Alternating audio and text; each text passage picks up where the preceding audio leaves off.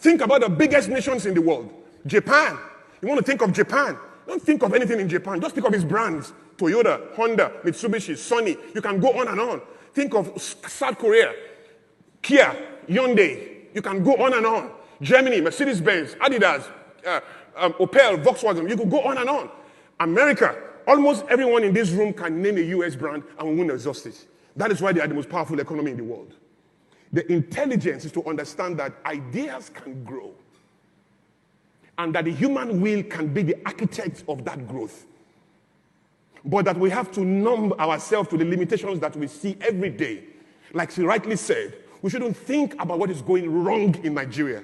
We should think about what is going on in Nigeria and what exactly we can do about that. Are we on the same page? So think borderless. Borderlessness is the ability of the human spirit from one spot to spot value anywhere in the world and to be able to create solution blueprints that connect to that value, attracting purchasing power and traction from anywhere in the world, meeting it in headquarters in Lagos or Abuja or in Tokyo or in Banjul or in Conakry or somewhere in Senegal. That is the way it works. Be borderless in your thinking. Now, if you now have the necessity to move your body in your borderlessness, so be it. But before your body moves, your ideas need to move. And that is an intangible thing. The CEO of Rolls-Royce said many years ago, the future will find less and less of developing, underdeveloped and developed nations. The future will find more and more of smarter smartest nations, particularly those who can author their contents in digital format, especially. And so tech has come. The future is a technocracy. It's about people who create ideas, otherwise called technologies, and those who manage them. That is how the future is going to work. And so there's no business in the future. Let me tell you for free. There's no business in the future, and I'm a futurist. I've been doing this thing for over 20 years. There's no business in the future that will not be driven by technology. It doesn't matter what you do. This thing we are doing here in the future is luxury. To have the benefit of human contact in the future, it's going to be very expensive. The future of human contact is no contact at all. So that we have to pay a lot of money to have contact. Now, that will destroy us on many levels. It will alter our conditioning and our design on many levels, but that's our reality. On a bigger tip, I can explain why that is critical for another superior conversation, particularly if we want to bring the Antichrist to the picture. But the truth is, whether we like it or not, the future has less and less of human contact to guarantee the human function and human malfunction that will breed problems at a higher level that evil is coming to solve, so that there can be peace and peace and peace in the land and it can have its future. So let me land on two ideas. The first of all is, what will entrepreneurs do? What entrepreneurs do is very simple. Embrace brain gain.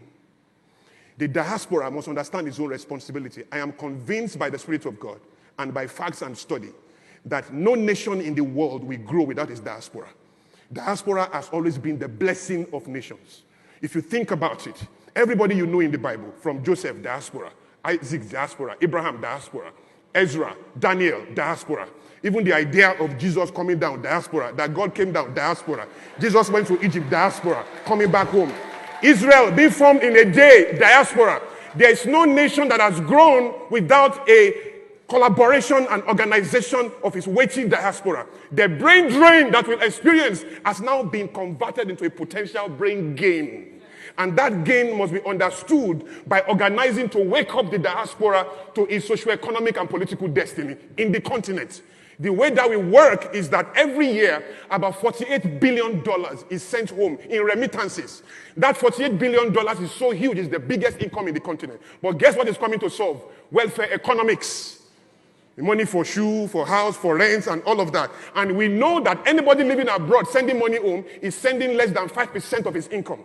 About 95% is still sitting dark in his host country.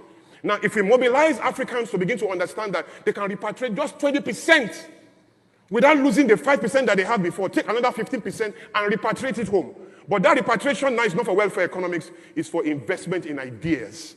such that it's not just Americans who are investing in Florida Wave or in Jumia or in any of these countries. Africans can pull resources together and be the one funding the local ideas here. That is the association between local ideas and global relevance. The idea that we will pull funds in our brain gain and bring it home to fund ideas. So we need more incubators made by Africans for Africans, more accelerators made for Africans by Africans, intentionally searching for ideas, investing in ideas.